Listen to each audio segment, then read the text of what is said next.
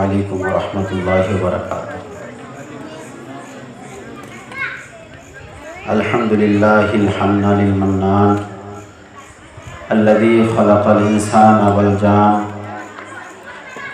والصلاة والسلام على رسوله الانس والجان وعلى آلہ وصحابہ ذوی الکرم والاحسان، اما بعد فاعوذ باللہ من الشیطان الرجیم، بسم اللہ الرحمن الرحیم۔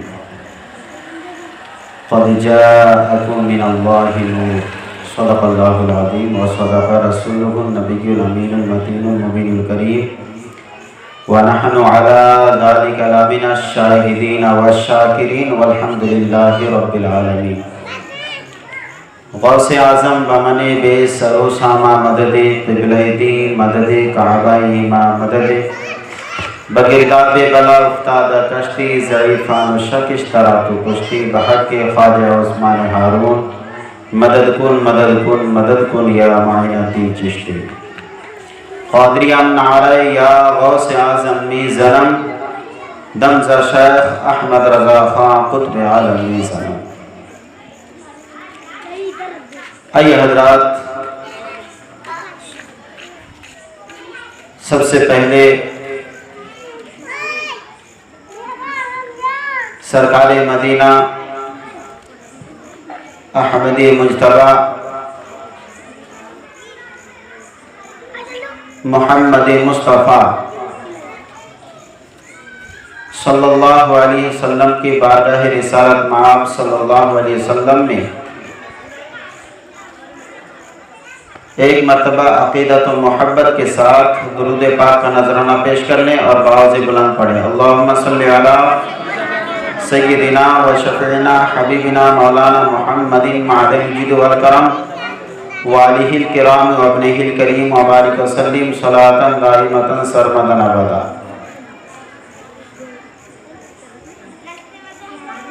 واہ کیا جود و کرم ہے شہ بطحہ تیرا، واہ کیا جود و کرم ہے شہ بطحہ تیرا، نہیں سنتا ہی نہیں مانگنے والا تیرا، نہیں سنتا ہی نہیں مانگنے والا تیرا۔ اور اعلیٰ حضرت رضی اللہ تعالیٰ عنہ اسی جشن عید میلاد النبی کو مد نظر رکھتے ہوئے فرماتے ہیں، مٹ گئے مٹتے ہیں مٹ جائیں گے عادہ تیرے، مٹ گئے مٹتے ہیں مٹ جائیں گے عادہ تیرے، نہ مٹا ہے نہ مٹے گا کبھی چرچا تیرا۔ یہ حضور پاک صلی اللہ علیہ وسلم کا تذکرہ حشر تک، قیامت تک باقی رہے گا، چاہے کتنے بھی کوشش کرنے مٹانے والے، کبھی حضور کا تذکرہ مٹ نہیں سکتا۔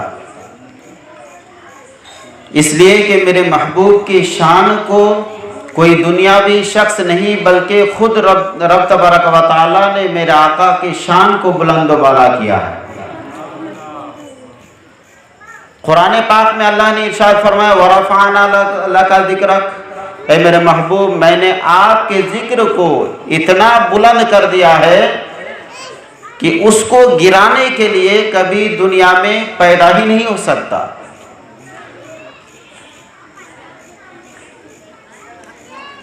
یہ مجلس حضور کی ولادت پر سجی ہے اور انشاءاللہ ولادت سے آخری عمر تک کی تمام باتیں آپ کو انشاءاللہ سننے کو ملیں گی، لیکن پہلے آپ کے ذہن میں تو یہ باتیں بھی ہونی چاہیے کہ کس کی ولادت ہم سننے جا رہے ہیں۔ کیا ایسے ایک عام شخص کی ولادت ہم سننے جا رہے ہیں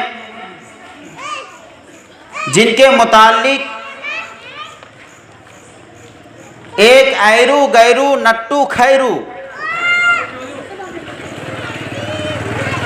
چھوٹا ہے تو وہ بھی کہتا ہے، بڑا ہے تو وہ بھی کہتا ہے، اندھا ہے تو وہ بھی کہتا ہے، گورا ہے تو کہتا ہے، کالا ہے تو وہ بھی کہتا ہے کہ نبی نعوذ باللہ میرے جیسا ہے۔ क्या हम सब उस नबी के जिक्र सुनने के लिए और सुनाने के लिए बैठे हैं? हरगिज नहीं। इसलिए आपकी जहन में पहले बात ये बैठनी चाहिए कि जिक्र किसका होने वाला है। विलादत पाक का जिक्र जो आप सुनने के लिए बैठे हैं, तो किस जात की विलादत आप सुनने के लिए बैठे हैं, पहले उस जात को जहन में बैठाना बहुत ही जरूरी है। इसलिए कि सुना जंगल रात अंधेरी, छाई बदली काली है। सुना जंगल रात अंधेरी, छाई बदली काली है। सोने वालों जागते रहियो, चोरों की रखवाली है। तो आज जमाना ही कुछ ऐसा है कि चोर हमारे आस पड़ोस ही रहते हैं, हमारे ईमान को कभी भी छीनने की, चुराने की कोशिश में लगे हुए हैं। इसलिए तो आला हजरत ने इस तरीके से एक तंबीह फरमाई कि एक ईमान वालों, ए आशिकान रसूल, ए ताजदार ख़त्म नबूवत पर ईमान रखने वालों, अकीदत मंदो, तुम हमेशा जागे रहो, इसलिए कि चोरों की रखवाली आ चुकी है। और बिल्कुल आ चुकी है, क्योंकि आजकल आप जानते हैं कि मरकज़ अकीदत जो हमारा है मदीनातुल मुनव्वरा, मक्कतुल मुकर्रमा, ये जो मरकज़ें हैं यहीं पर चोरों की रखवाली हो चुकी है। यहीं पर चोरों की रखवाली हो चुकी है। और आज अगर कोई अब तक जो कभी ना मस्जिद में हाजिर हुआ था किसी नमाज में, या कभी उसने चेहरे पर दाढ़ी को सजाया था, ना कभी कुर्ता पायजामा पहना था, ऐसा कोई शख्स अगर किसी बुनियाद पर हज के मौके पर हो या उम्रा करने के लिए हो, अगर उनको मक्कतुल मुकर्रमा या मदीनातुल मुनव्वरा की हाजिरी हो नसीब हो जाती है, तो वहां से आने के बाद अब मुफ्तियों की भी उसके सामने नहीं चलती। समझ रहे हैं आप? मुफ्तियों के भी उनके सामने नहीं चलती। इतने बड़े मुफ्ती होकर के आते हैं वो 15 दिन के अंदर, और दलील क्या देते हैं? अरे मक्के में हमने जो है खाना काबा के सामने नमाज पढ़ी उनके पीछे, हम मदीनातुल मुनव्वरा में मस्जिद नबवी में हमने उनके पीछे नमाज पढ़ी, इतने बड़े इमाम के पीछे नमाज पढ़ी। इसीलिए आशिकाने रसूल, ये शेर जो आला हजरत ने इरशाद फरमाया, इस पे गौर करने की बात है, इस पे सोचने की बात है कि हमें ये तंबीह क्यों की जा रही है। इसलिए कि चोर वहां पर बैठे हुए हैं। आप यहां से तो अकीदत और अपने अकायद को मजबूत करके जाते हैं, लेकिन पता नहीं वहां जाके क्या हो जाता है कि दलीलें देना शुरू कर देते हैं। एक ऐसे ही हाजी मेरे सामने बोलने लगा कि खाना काबा के मस्जिद हराम शरीफ के अगर इमाम गैर बदमज़हब हो और वो हक परस्त ना हो तो दुनिया में कोई नहीं हो सकता। मैंने कहा क्यों? कहा कि वो खाना काबा है, वो अल्लाह का मुकद्दस घर है, वहां पर बदमज़हबों का कैसे हुकूमत चल सकती है? वहां पर अल्लाह ताला अपने घर की हिफाजत नहीं कर सकता। माज़अल्लाहि रब्बिल आलमीन। समझ रहे हैं आप? उसकी दलील क्या है? अल्लाह ताला अपने घर की हिफाजत नहीं कर सकता। मैंने कहा बेवकूफ़, ऐसी बात नहीं है। यही खाना काबा है कि हुजूर की विलादत से पहले इसी खाना काबा में 360 बुत थे। 360 बुत रखे गए थे, और उस वक्त भी खाना काबा था, क्योंकि खाना काबा की तामीर किसने की थी? हजरत इब्राहिम अलैहिस्सलातु वल नबी के नानी। और उस खाना काबा में हजरत ईसा अलैहिस्सलाम के बाद जो बीच में ज़माना जाहिलियत आई, मैं इंशाअल्लाह पूरा डिटेल्स आपको बताऊंगा कि इसके अंदर जो ज़माना जाहिलियत आई یہ زمانہ جاہلیت کس کو بولتے ہیں اور اس میں کیا کیا کفر و شرک کرنے لگے لوگ، ساری باتیں انشاءاللہ بتاؤں گا. لیکن اس میں جو پوائنٹ آؤٹ کرنی ہے آپ کو وہ یہ کرنی ہے کہ خانہ کعبہ جب 360 بتوں سے بھری ہوئی تھی اس وقت بھی اللہ کا گھر تھا، اور آج اگر کسی بد مذہب کا وہاں پر چلتا ہے یا بد مذہبوں کی حکومت ہو چکی ہے تو اس کا یہ مطلب نہیں کہ اللہ تبارک و تعالی معاذ اللہ اپنے گھر کی حفاظت نہیں کر سکتا، بلکہ آپ حدیث پاک اٹھاؤ تو آپ کو پتا چلے گا کہ یہی پوری دنیا ہے کہ جب حضرت امام مہدی رضی اللہ تعالیٰ عنہ جب قیامت سے پہلے ظہور فرمائیں گے، قیامت سے پہلے جب ظاہر ہوں گے تو خانہ کعبہ میں ہی ظاہر ہوں گے. اس کے بعد خانہ کعبہ میں طواف کرنے والے تمام حاجی ان کو کہیں گے کہ مجھے بیعت میں لے لیجئے، میرا پیر بن جائیے. وہ پہلے انکار کریں گے، اس کے بعد سارے کو جو ہے بیعت کرا لیں گے. امام مہدی اس وقت تمام لوگوں کو لے کر کے پوری دنیا میں نکلیں گے اور سیر کریں گے اور تمام جگہوں پر اسلام جو ہے پھیلائیں گے، دین کو پھیلائیں گے، اور پوری دنیا میں ایسا عالم ہو جائے گا کہ ہر جگہ اسلام اور اسلام کا ہی پرچم لہراتا ہوا نظر آئے گا. اس وقت نہ کوئی کفر اور نہ کوئی شرک کا وہاں پر شائبہ رہے گا. حضرت امام مہدی تو ایک دور ایسا آئے گا جس طریقے سے زمانہ جاہلیت کے بعد میرے آقا آئے تو ہر چیزوں کو صاف کر دیا خانہ کعبہ سے، اسی طریقے سے امام مہدی آ کر کے پھر ساری چیزوں کا خاتمہ کریں گے. محترم حضرات، ولادت مصطفیٰ کی یہ تذکرہ اور ذکر آپ جانتے ہیں کہ اس میں بہت سارے لوگ دلیل ڈھونڈتے ہیں کہ عید میلاد النبی مولانا کہاں سے جائز ہے، حالانکہ اس میں کوئی بڑی بات ہے ہی نہیں. ایک وہابیہ کے بارے میں آیا ہے کہ ایک وہابی کسی جلسے میں گیا، کسی سنی کے عید میلاد النبی جو منا رہے ہیں، جو مجلس لگا رہے ہیں، عید میلاد النبی کے جلسے میں گیا اور یہ سوچ کے گیا کہ دیکھتے ہیں یہ سنی لوگ عید میلاد النبی میں کیا کرتے ہیں. تو جب وہ پہنچا تو دیکھا کہ سب سے پہلے قرآن پاک کی تلاوت ہوئی. آپ نے دیکھا بھی ماشاءاللہ قرآن پاک کی تلاوت ہوئی، نعت پاک پڑھی گئی، اس کے بعد ذکر و اذکار، اللہ اس کے رسول کا ذکر ہو رہا ہے. یہ تمام چیزیں دیکھنے کے بعد پھر آخر میں اس نے دیکھا کہ درود و سلام ہوا، صلاۃ و سلام کے بعد دعا ہوئی اور دعا کے بعد پھر مجلس ختم. اب وہابی جو کہ تھوڑا سوچ میں آیا تھا کہ کیا ہو رہا ہے اور کیوں ہمارے مولوی چلا کر کے بول رہے ہیں کہ یہ سب چیزیں جو ہے شرک ہے، یہ سب چیزیں بدعت ہے، یہ سب چیزیں حرام ہے. کیوں حرام ہے؟ وہ مجلس میں آ کر کے شروع سے آخر تک دیکھتا رہا. سمجھ گئے آپ؟ شروع سے لاسٹ تک وہ دیکھتا رہا مجلس میں بیٹھ کے. اس کے بعد جب مجلس ختم ہوئی تو اس کو کوئی بھی ایسی چیز نظر نہیں آئی جو شریعت میں حرام ہو، جو شریعت میں ناجائز ہو. اب جب گھر پہ پہنچا، گھر پہ جانے کے بعد اس نے سوچا کہ ارے میں مجلس میں گیا، قرآن کی تلاوت ہوئی، الحمدللہ قرآن تو ثواب کا کام ہے قرآن کی تلاوت کرنا، نعت پاک پڑھی گئی، نعت پڑھنا تو یہ حضرت حسان کی سنت ہے، تقریریں ہوئی، بیان ہوا، یہ تو خدا اور اس کے رسول کا ذکر کرنا یہ تو عبادت ہے. تمام چیزوں پر اس نے غور کیا.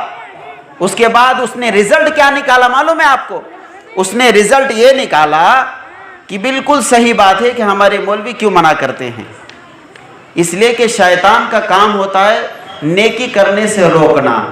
اب ہمارے مولویوں کو شیطان نے شیطان بنا دیا ہے، اس لیے یہ روکتے پھر رہے ہیں. اس دن سے اس نے توبہ کیا اور عید میلاد النبی میں آنا شروع کر دی.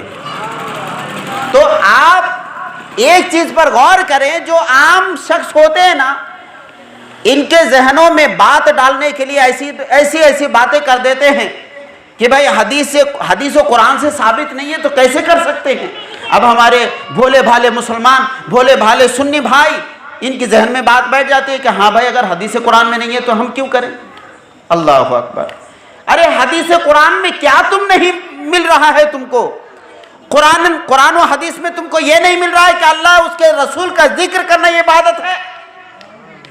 क्या कुरान और हदीस में तुमको ये नहीं मिलता कि नाते रसूल पढ़ना ये भी रसूल पाक सल्लल्लाहु अलैहि वसल्लम की इश्क व मोहब्बत करने का एक पहचान होता है? क्या कुरान और हदीस में आपको ये नहीं मिलता कि दुरूद पढ़ना ये अल्लाह की खुद सुन्नत है, फरिश्तों की सुन्नत है? अल्लाह अकबर, क्या नहीं मिलता? लेकिन फिर भी घिसे पिटे, मतलब हर साल वही सवाल, हर साल वही सवाल। इसलिए तो मैं आप लोगों से कहता हूं कभी सवाल का जवाब देने की कोशिश मत करना मेरे भाई, कभी भी सवाल का जवाब देने की कोशिश मत करना। और एक मेरा फार्मूला याद रखना, एक फार्मूला है शरीयत का, अस्लु शय्य इबाहतुन, अस्लु शय्य इबाहतुन, ये एक फार्मूला है कि हर चीज की जो असल है वो जायज है। अब मैं अगर आपसे पूछूं कि भाई आप जो कपड़ा खरीद के पहने हुए हैं क्या ये कुरान और हदीस से साबित है? आपसे अगर मैं पूछूं आप 2 मंजिला घर बनाए हुए हैं, उसमें पंखा लगाते हैं, उसमें एसी लगाते हैं, उसमें तरह तरह के डिजाइन करवाते हैं, क्या ये कुरान और हदीस से साबित है? तो आप फौरन कहेंगे मौलाना कैसी बात कर रहे हैं, ये सब कुरान और हदीस से थोड़ी ना मिलता। हराम कहां है ये बताओ, मना कहां है ये बताओ। समझ रहे आप मेरी बात? मना कहां है ये बताओ। इसलिए कि शरीयत का एक फार्मूला है, हर चीज का असल जो है वो जायज है। अब अगर कोई हराम कहता है तो उसके लिए दलील देने की उसको जरूरत पड़ेगी, ना कि मुझको। अब अगर हम कहते हैं कि ईद मिलादुन नबी मनाना जायज है तो हमको दलील देने की जरूरत नहीं। अगर कोई हराम कहता है तो उसको दलील की जरूरत है, हराम कैसे हुआ। तो इन चीजों में कभी भी ना पड़े और उसको उल्टा सवाल करने की कोशिश करें कि जायज होने पर चलो फर्ज कर लो, सपोज कि मेरे पास कोई दलील नहीं, लेकिन तुम जो हराम कहते हो उसके लिए दलील पेश करो। अगर वो यही बात कहेंगे कि भाई रसूल के ज़माने में नहीं थे, सहाबाए किराम नहीं करते थे, अब मैं सहाबाए किराम का अकीदा बताता हूँ आपको। अल्लाहु अकबर। जिस रसूल पाक सल्लल्लाहु अलैहि वसल्लम के जिक्र और अज़कार आप सुनने के लिए बैठे हैं, उस रसूल हाशमी की ज़ात और शान और अजमत को आपको सबसे पहले समझना ज़रूरी है। इसलिए कि हम सुन्नी मुसलमान जिस हबीब के बारे में, जिस रसूल के बारे में हम जिक्र करने बैठे हैं, अल्लाहु अकबर, उनके बारे में यही हम अकीदा रखते हैं कि सरे अर्श पर है तेरी गुजर, सरे अर्श पर है तेरी गुजर, दिले फर्श पर है तेरी नजर। यही तो हमारा अकीदा है कि रसूल पाक सल्लल्लाहु अलैहि वसल्लम का गुजर कहाँ होता है? सरे अर्श पर, और ऐसे अर्श पर जहां कोई मकान ही नहीं, ला मका। हुजूर पाक सल्लल्लाहु अलैहि वसल्लम दुनिया में तशरीफ लाए तमाम अंबिया इकराम की खुसूसियात लेकर के। आपको मैंने कल बताया था कि नबियों को अलग अलग मोजिज़ा दिए गए थे, अलग अलग एक इनफरादी, एक ऐसी चीज, एक पर्सनालिटी दी गई थी जिससे वो पहचाने जाते थे। हर एक को अलग अलग लक़ब मिला, लेकिन मेरे महबूब को एक लक़ब ऐसा मिला जिसको हबीब कहते हैं, हबीबुल्लाह कहते हैं। ये लक़ब किसी नबी को नहीं मिला था, और ये लक़ब ऐसा लक़ब है जिसके बारे में आला ने खुद फरमाया कि मैं तो मालिक ही कहूँगा, मैं के हो मालिक के हबीब, मैं तो मालिक ही कहूँगा कि हो मालिक के हबीब, यानी महबूब व मुहिब में नहीं मेरा तेरा। कल मैंने आपको बता दिया था ये मेरा तेरा का मामला अल्लाह उसके रसूल के दरमियान नहीं होता, ये है हबीब का दर्जा। अल्लाह रब्बुल आलमीन ने हुस्न जमाल में मेरे नबी को इस तरीके से हुस्न जमाल अता फरमाया था कि खुद मेरे नबी फरमाते हैं कि अल्लाह तबारक व तआला ने जो मुझे हुस्न अता फरमाया है और यूसुफ अलैहिस्सलाम को जो हुस्न अता फरमाया था, इसमें फ़र्क है।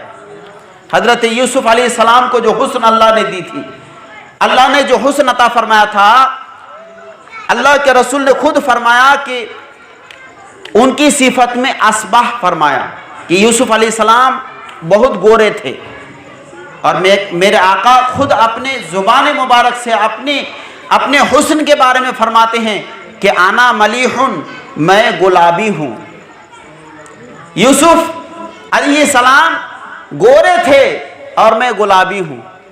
अब ये गुलाबी की रंगत और जो बिल्कुल सफ़ेद हो, उसमें क्या फ़र्क है आप खुद समझ सकते हैं। ये एक बात। और दूसरी बात कि जिस तरीके से सफ़ेदी यानी कि सूरज की रोशनी, अगर मान लीजिए कि हज़रत यूसुफ अलैहिस्सलाम के चेहरे से सूरज की रोशनी जैसे किरणें फूटती थी, अल्लाह तबारक व तआला के इस महबूब के चेहरे अनवर, चेहरे वद्दुहा से चांद से भी ज़्यादा मीठा एक किरण और चांद से भी बेहतरीन रोशनी अल्लाह के रसूल सल्लल्लाहु अलैहि वसल्लम के चेहरे अनवर से निकलती थी। अब ज़रा इस पे गौर करेंगे ना तो आपको समझ में आएगा मेरे आका ने ये क्यों फरमाया कि यूसुफ अलैहिस्सलाम गोरे थे और मैं गुलाबी। यूसुफ अलैहिस्सलाम को अगर कोई देखे ना तो खरीदने की बात करे। आप वाक़या नहीं सुने, तफसीर की बात है कि हज़रत यूसुफ अलैहिस्सलाम को बेचने के लिए मिस्र के बाज़ार में ले गए थे। पूरे तफसीर कुरान पाक में सूरह यूसुफ उठाए, कभी आप उर्दू माशाअल्लाह बहुत लोग पढ़ने जानते हैं। सूरह यूसुफ की तफसीर है। हज़रत यूसुफ अलैहिस्सलाम के 10 भाई और थे जो दूसरी माँ से थी, ये दूसरे माँ से थे ये। तो ये 10 भाइयों ने यूसुफ अलैहिस्सलाम के हुस्न और खूबसूरती को देख करके एक जलन पैदा हो गई थी, इनके दिल में हसद पैदा हो गई थी। तो यूसुफ अलैहिस्सलाम को ले जा करके कुएं में डाल दिए थे और उधर से आए और उसके बाद अपने वालिद हज़रत याकूब से कहा कि अब्बा उनको जो है भेड़ियों ने खा गया, भेड़ियों ने खा लिए। अब हज़रत याकूब अलैहिस्सलाम इतने रोए थे हज़रत यूसुफ अलैहिस्सलाम की जुदाई में, अल्लाह अकबर। तो यूसुफ अलैहिस्सलाम को जो कुएं में गिराए ना, तो फिर उसके बाद वहाँ से कुछ लोग उठाए और उसके बाद बादशाह के दरबार में पेश कर दिए। फिर बादशाह ने बेचने के लिए जो है बाज़ार में ले जाया गया, मिस्र के बाज़ार में। और उसी बाज़ार का तज़किरा आप अब तक सुनते आ रहे हैं कि ये मिस्र का बाज़ार नहीं, ये दर नबी की बात है। एक नाते पाक भी है ना ऐसा, जी माशाअल्लाह। ये मिस्र की ज़मीन नहीं, दर नबी की बात है। तो ऐसी बात है कि मिस्र की जो ज़मीन है या मिस्र का बाज़ार, ये हज़रत यूसुफ अलैहिस्सलाम की बाज़ार की बात कही गई है।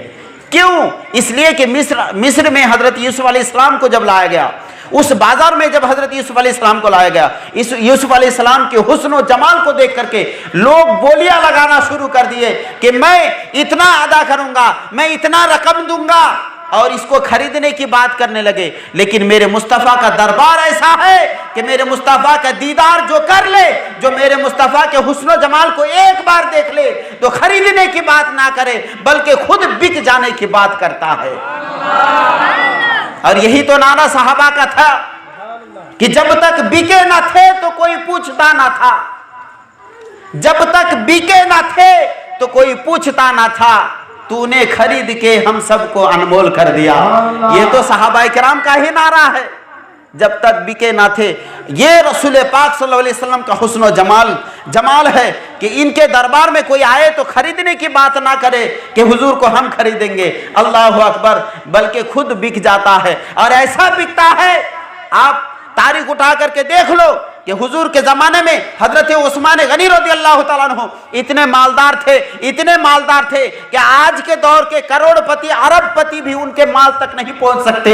उस दौर में हज़रत अब्दुर्रहमान इब्न औफ इतने मालदार थे कि आजकल के करोड़पति भी उनके माल तक नहीं पहुंच सकते। लेकिन वो भी दरबार रिसालत में आए तो हुजूर के हुस्न जमाल, हुजूर की सीरत, हुजूर के किरदार को देख करके फरमाया कि मेरे तमाम मालो जान बल्कि अपने माँ बाप को भी या रसूलल्लाह आपके कदमों तले कुर्बान करता हूँ।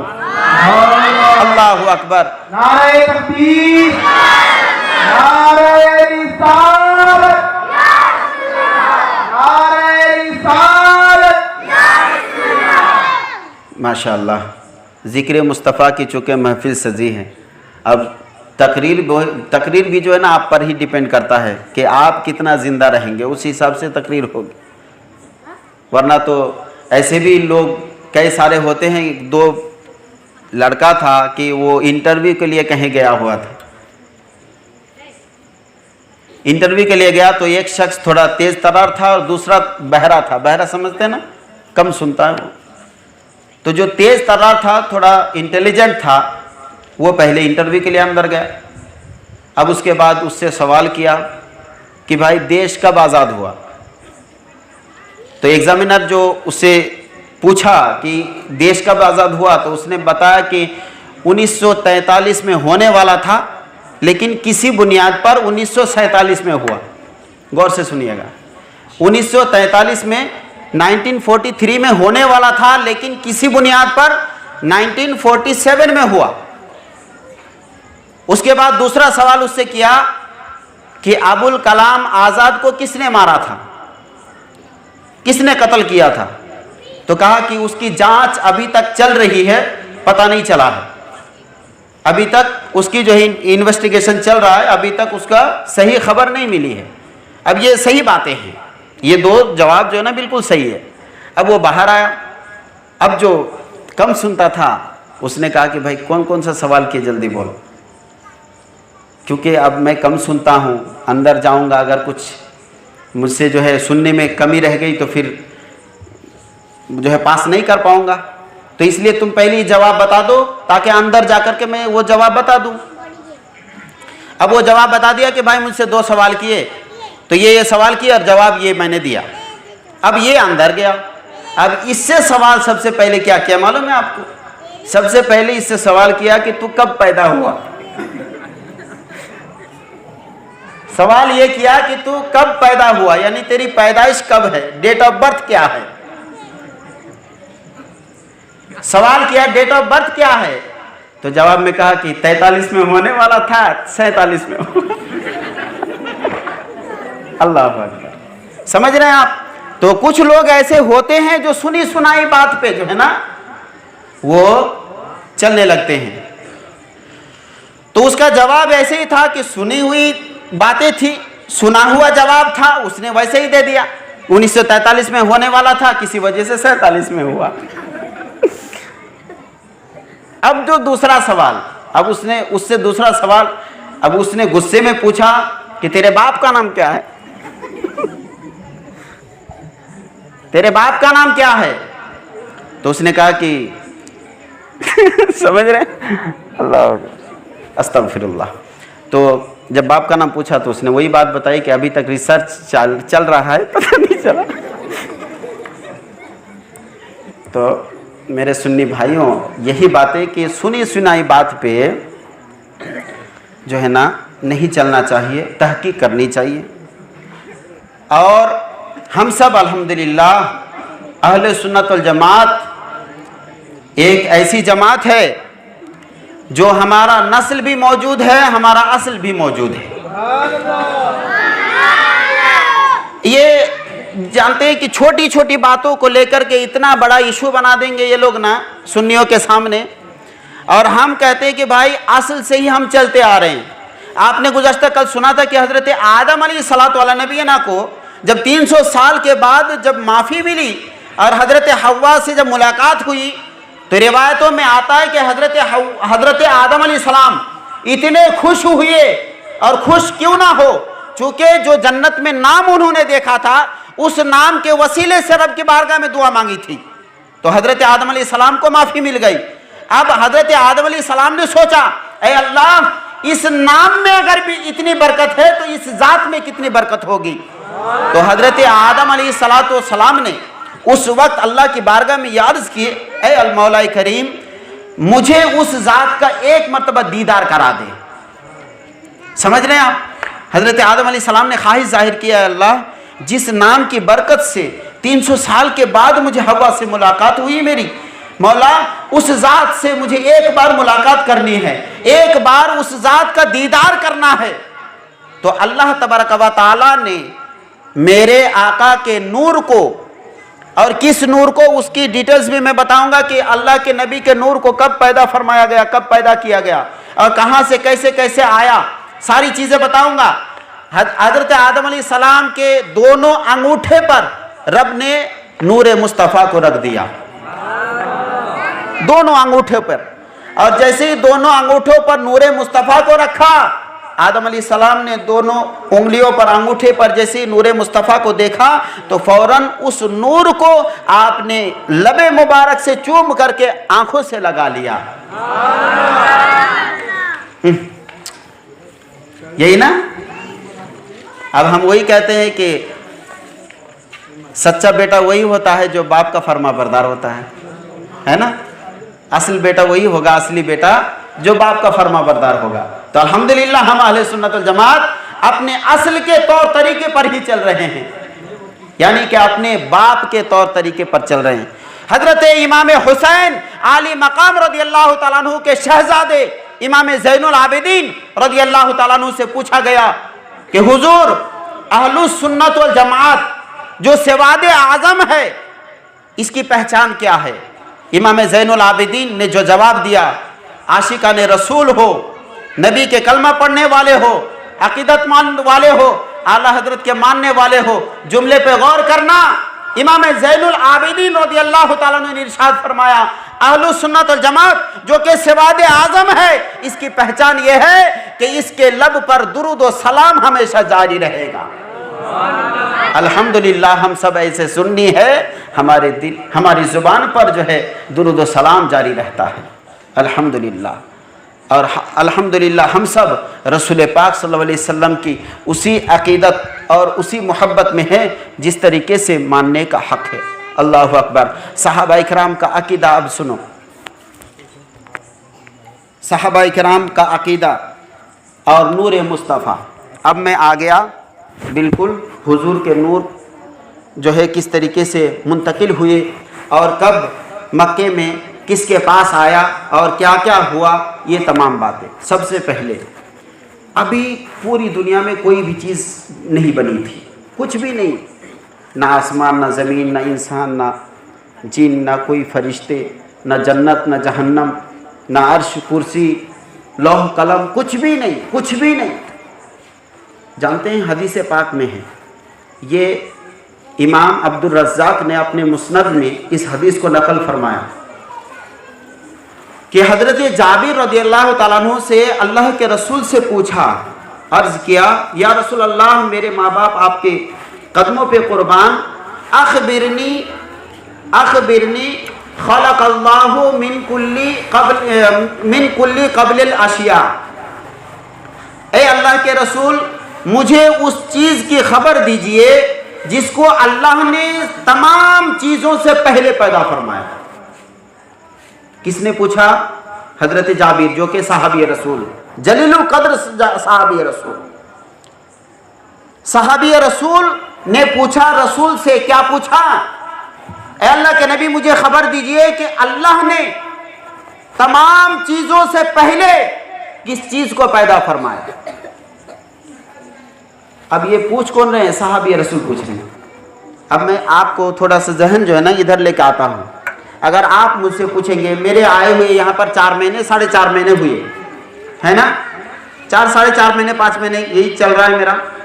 ابھی اگر آپ مجھ سے پوچھیں گے کہ مولانا 100 سال پہلے یہ بیلدار محلے میں یہ مسجد کا نقشہ کس طریقے سے تھا، کیسا تھا، یا بیلدار محلے میں کتنے لوگ رہتے تھے، یا یہاں پر یہ جو صحن بنی ہوئی ہے یہ صحن موجود تھی کہ نہیں، اگر مجھ سے پوچھیں گے تو میں بتا پاؤں گا؟ جبکہ آپ کو اچھی طریقے سے معلوم ہے کہ میرے یہاں پر آئے ہوئے 5 مہینہ ہے، 5 مہینہ ہوا ہے یا 4 مہینہ ہوا ہے، اور آپ مجھ سے 100 سال پہلے کی بات پوچھ رہے ہیں۔ اب اس میں آپ نے اگر مجھ سے پوچھا نا تو جتنے لوگ سنیں گے میرے کچھ بولنے سے پہلے وہ تمام لوگ آپ کو تان و تشنیع اور لان تان کرنا شروع کر دیں گے۔ کیا بولیں گے؟ بھائی تو کیسی بات کر رہا ہے مولانا، تو ابھی کچھ دن پہلے آیا، 100 سال کی بات پوچھ رہا ہے، تو بیوقوف ہے کیا، پاگل ہے کیا؟ ادھر آپ کو وہ سارے باتیں جو لوگ وہاں پر موجود رہیں گے سارے لوگ آپ سے یہ مخاطب ہو کر کے سارے لوگ کہیں گے، اور پھر وہ لوگ مجھ سے بھی یہ کہیں گے کہ حضرت اس کی طرف توجہ نہ دیجئے، یہ پاگل ہے۔ سمجھ آ رہی ہے آپ کو میری بات؟ اس بات کی طرف ذہن اس لیے لے کے آ رہا ہوں میں کہ کیا ہمارا عقیدہ، ہم سنیوں کا عقیدہ صحابہ کے عقیدے کے مطابق ہے کہ نہیں، یہ ہمیں ثابت کرنی ہے۔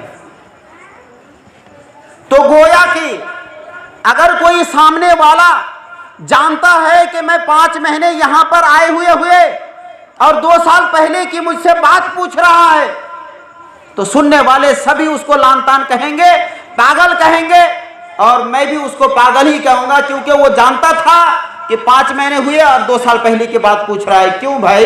اس لیے کہ پاگل ہے۔ بات سمجھ رہے ہیں آپ؟ لیکن یہاں پر بات کس نے پوچھی؟ صحابی رسول حضرت جابر بن، حضرت جابر کو پتہ نہیں تھا کہ ابھی حضرت نبی کریم صلی اللہ علیہ وسلم مکہ المکرمہ تشریف لائے؟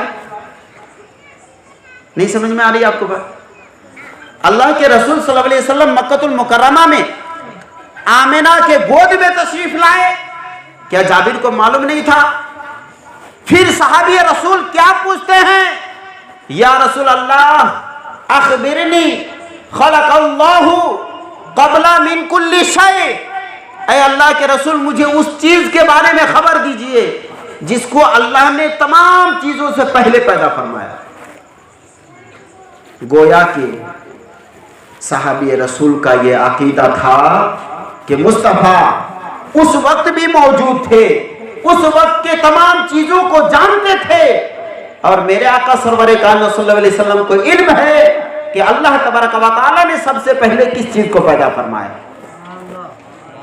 آپ کو سمجھ آ رہی کہ نہیں میری بات؟ میں سیدھی بات کر رہا ہوں بھائی، کوئی ایڈی ٹیڈی نہیں، اور میں عقل کو ادھر اس لیے لے کے آیا کہ یہ سوال کیسا تھا، اور سائل کون ہے؟ صحابی رسول۔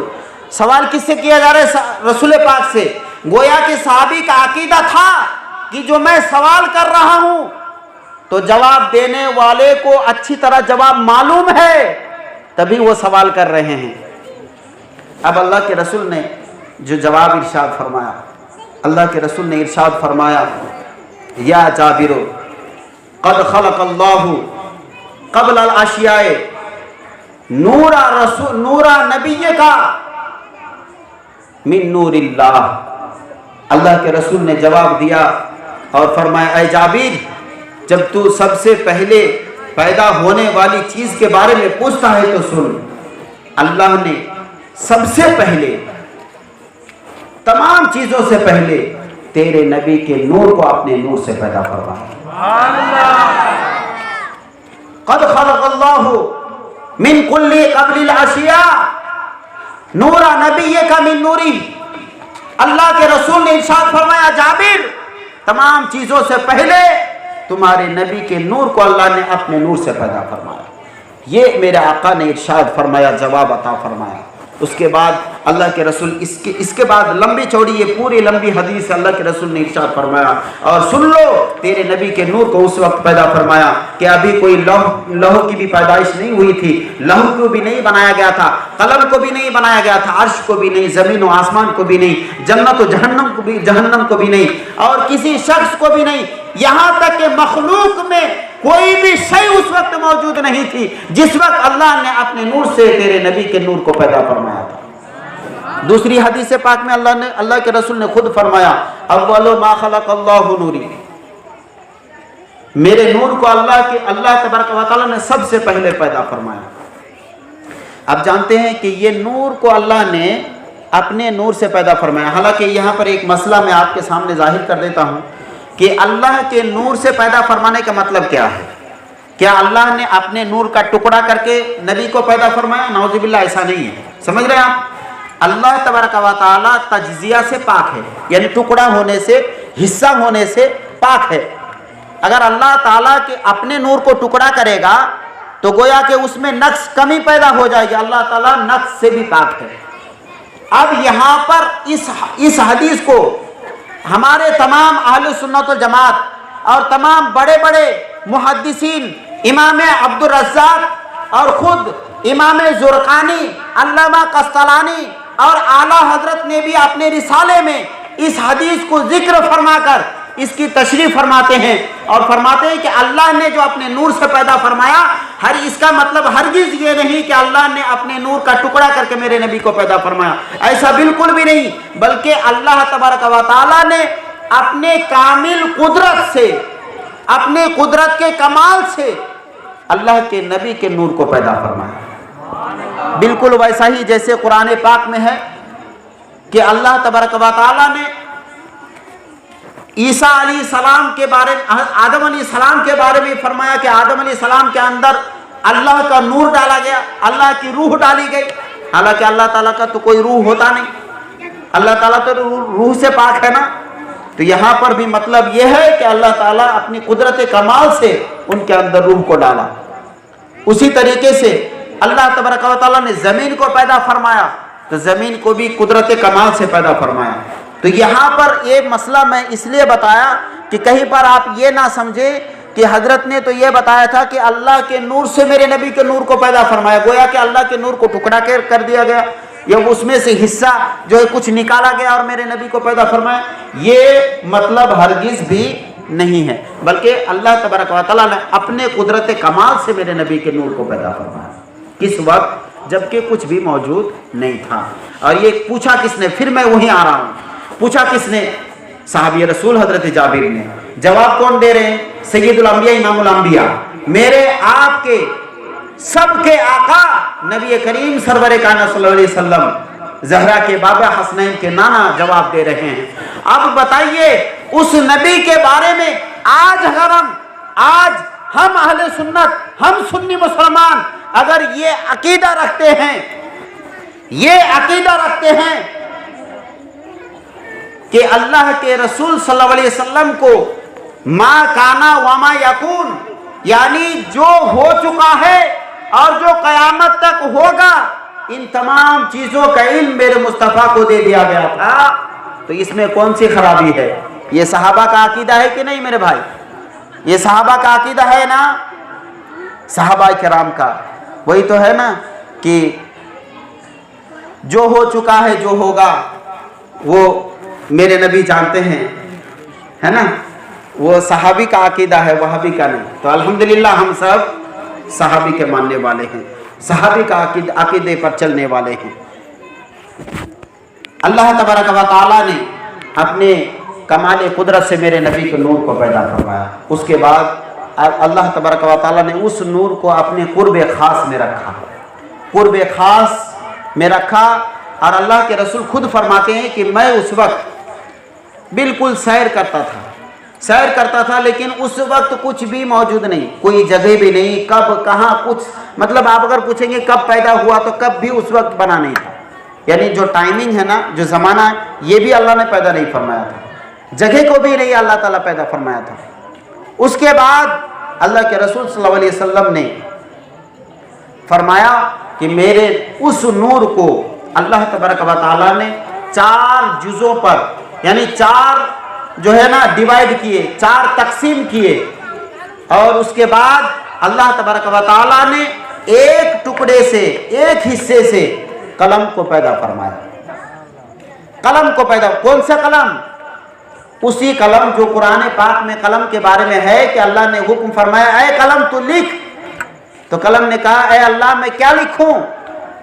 अल्लाह ने इरशाद फरमाया कि तू वही लिख जो जहां से शुरू हो रहा है, यानी मखलूक की तख्लीक, और जहां तक खत्म होगा, इन तमाम चीजों को तू लिख। यानी जिसको हम कहते हैं माकाना व मायकून, जो हो चुका है, जो कयामत तक होगा। अल्लाह ने इरशाद फरमाया, ऐ कलम तू लिख। कलम लिखना शुरू कर दिया। अब ये कलम जो लिख रहा है तमाम चीजें, यहां तक कि आप जानते हैं कि लौह में कुरान पाक भी लिखा हुआ है। लौह में तमाम इंसानों की ये किस्मत, तकदीर भी लिखी हुई है। लौह में इंसान कहाँ मरेगा, कितना जिंदा रहेगा, कितना दिन दुनिया में रहेगा, क्या खाएगा, कब जो है कितना पिएगा, सारी चीजें लौह में लिखी हुई है। अब लौह में जितनी चीजें लिखी हुई है, लिखा किसने? कलम ने। और कलम को कहां से पैदा किया गया? मेरे नबी के नूर से। समझ रहे हैं आप? आपको समझाना मकसूद यह है कि मेरे आका करीम की जात اور اس نبی کے نور کو جس کے بارے میں اللہ نے خود ارشاد فرمایا قد جاءکم من اللہ نور، اللہ کی طرف سے یہ نور آیا۔ یہ نور کہاں سے آیا؟ ایسا نہیں کہ مکے میں ڈائریکٹ آ گیا، نہیں، ارے مکے میں تو وہ نور بشریت کی شکل میں آیا، ورنہ نور تو تب سے ہے، تب سے اللہ نے نور کو بھیج دیا تھا جب بھی نہیں بنا تھا، جب اب کوئی جگہ بھی نہیں بنی تھی، اسی وقت تو اللہ نے نور کو بھیج دیا تھا۔ اب جو مکے میں آیا تو یہ بشریت کا شکل لے کر آیا انشاءاللہ تبارک و تعالی۔ اب یہی سلسلہ میں نے بنیاد رکھ دیا، آپ کو آج میں نے بنیاد رکھ دی، سمجھ رہے ہیں آپ؟ اب یہ نور کا کیا کیا ہوا، کہاں سے آیا، کیا ہوا، پھر مکہ المکرمہ سے انشاءاللہ تبارک و تعالی نبی کریم صلی اللہ علیہ وسلم کی ولادت سے آخری عمر تک روشنی ڈالنے کی کوشش کروں گا۔ اور الحمدللہ آپ کے جذبے کی بڑی میں قدر کرتا ہوں، احترام کرتا ہوں کہ آپ بھی الحمدللہ نبی کے عشق میں، محبت میں ہی یہاں پر آ کر کے بیٹھتے ہیں اور تذکرہ رسول، تذکرہ خداوند قدوس آپ سنتے ہیں، مجھے بھی حوصلہ دیتے ہیں۔ اللہ تبارک و تعالیٰ آپ کے دلوں میں ایسی ہی نبی کی عشق و محبت عطا فرما دے اور ایسی ہی حضور کی محبت آپ کے دل میں جمائے رکھے۔ اللہ تبارک و تعالیٰ ہم سب کو شریعت مطہرہ پر عمل کرنے کی توفیق عطا فرمائے، ایمان عقائد کی حفاظت کرنے کی توفیق عطا فرمائے۔ وآخر دعوانا ان الحمدللہ رب العالمین۔ السلام علیکم ورحمۃ اللہ۔